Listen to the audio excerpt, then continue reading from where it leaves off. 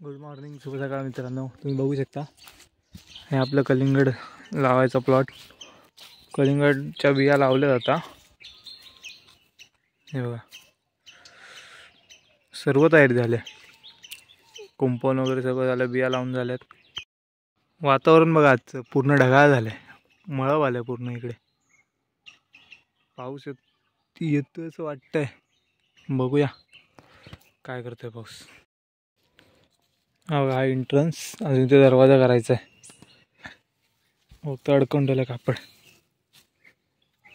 हे बघा हा ग्रीन नेट टोटल 120 मीटर लागला पूर्ण कंपनीसाठी. याच्यामध्ये बघा आता इथून अशा स्ट्रेट बिया लावल्यात आणि हे अंतरमध्ये वेल सोडण्यासाठी ठेवलं आहे 7 फूट. पुन्हा इथे सेम तसंच. मग इकडे वेल ॲक्च्युली मध्ये पार्ट केला होता, विहिरीचं पाणी येणार होतं म्हणून, पण परत नशिबाने साथ दिली एवढी चांगली की विहिरीचा पाण्याचा प्लॅन कॅन्सल करावा लागला. मग हे आलं माझ्या नशिबात.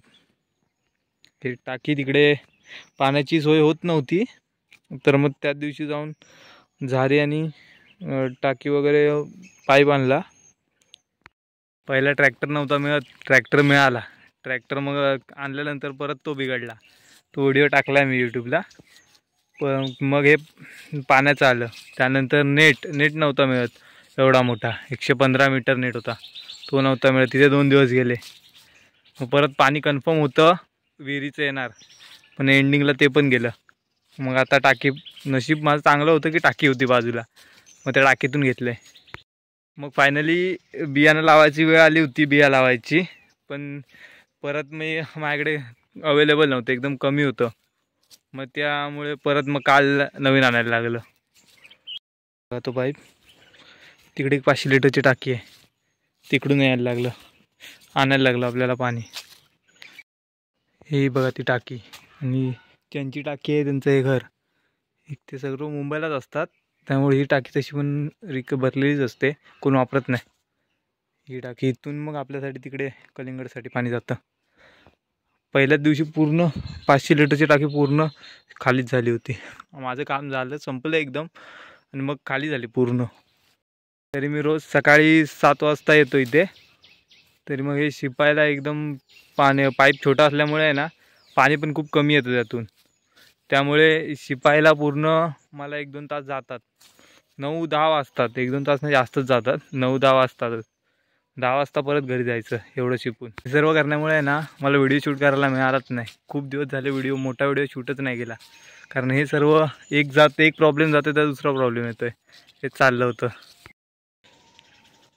हे बघा इथून पाणी घ्यायचं आणि हे सर्व शिपायचं, असं माझं डेली रुटीन चाललं आहे सध्या.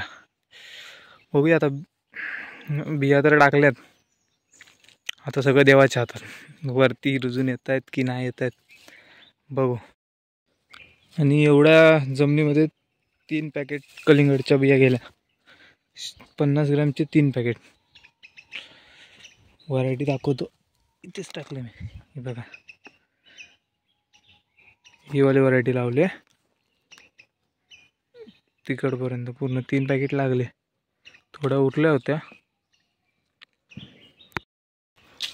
हा वाडा, आणि हे दोघं आतमध्ये बसलेत बैल.